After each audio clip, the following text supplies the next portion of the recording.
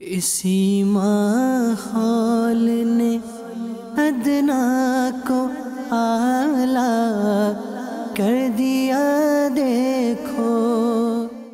اے کاش ہمارا سینہ عشق رسول کا مدینہ بن جائے، مگر دل سخت ہو جاتا اس سے فضول باتوں سے۔ نرم دل ہوتے ہیں مگر فضول باتیں کر کے وہ دل سخت ہو جاتا ہے۔ اے میرے میٹھے اسلامی بھائیوں، یہ زبان ہمیں جنت میں بھی پہنچا سکتی ہے۔ درود پاک بھی تو زبان سے ہی ادا کیا جاتا ہے نا۔ آپ نے یہ فضیلت کئی بار سنی ہوگی کہ جو ایک بار درود پاک پڑھے اس پر اللہ تعالیٰ کی 10 رحمتیں نازل ہوتی ہیں، اس کے 10 گناہ معاف ہو جاتے ہیں، اس کے 10 درجات بلند ہوتے ہیں۔ ایک درود پاک پڑھا اور گویا رحمتوں کی برسات ہونا شروع ہو گئی۔ زبان سے درود پڑھتا جائے رحمتوں کی برسات ہوتی چلی جاتی ہے۔ یہ روایت بھی کئی بار سنی ہوگی۔ ابھی آپ نے سب نے کیا کہا؟ سبحان اللہ، ذرا دوبارہ کہیے۔ حدیث پاک کا مفہوم ہے جو ایک بار سبحان اللہ کہے جنت میں درخت لگا دیا جاتا ہے، ایک بار الحمدللہ کہے جنت میں درخت لگا دیا جاتا ہے، ایک بار اللہ اکبر کہے جنت میں درخت لگا دیا جاتا ہے۔ یہی زبان سے میں وہ نعمتیں حاصل کر سکتا ہوں جو دنیا کی ساری دولت۔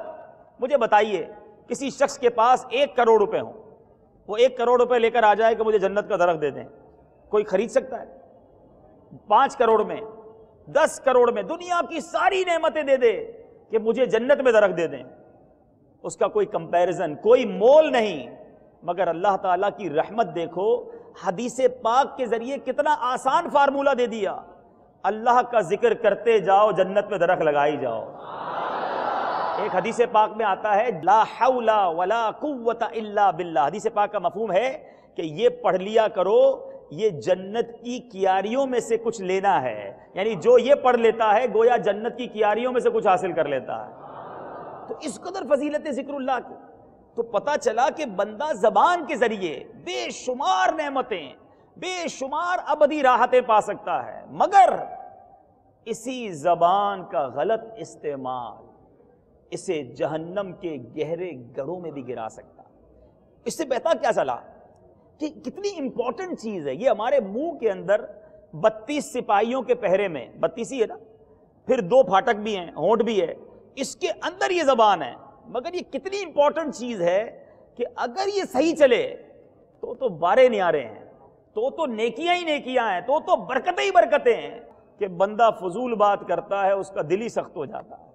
اب جس کا دل ہی سخت ہو گیا، پھر کہاں اس کو آنسو آئیں گے، پھر کہاں اس کا نماز میں دل لگے گا، پھر کہاں اس کو اجتماع میں مزہ آئے گا، پھر کہاں اس کو نیکی کی بات میں لطف آئے گا۔ لوگ کہتے ہیں یار تھوڑی دیر اجتماع میں بیٹھتا ہوں بور ہو جاتا ہوں، جی چاہتا ہے اٹھ کے چلا جاؤں، نیکی کی بات سنتا ہوں تو دل پر اثر ہی نہیں کرتی۔ میرے برابر میں کوئی بیٹھا اجتماع میں رو رہا ہوتا ہے، میرے آنسو نہیں نکلتے۔ محفل نعت میں جاتا ہوں، پہلے روتا تھا اب آنسو ہی نہیں نکلتے۔ کہیں دل سخت تو نہیں ہو گیا؟ کہیں دل کے اوپر سختی تو طاری نہیں ہو گئی؟ اے میرے میٹھے اسلامی بھائیوں، مجھے اور آپ کو سوچنا ہے کہ یہ دل جو ہے یہ ہماری پوری جسم کی یوں سمجھ لیں سلطنت ہے۔ اگر یہی گندا ہو گیا، یہی بیکار ہو گیا، تو پھر سارے اعضاء جو ہیں اس کے اوپر کیا امپیکٹ پڑے گا، کیا اثر پڑے گا۔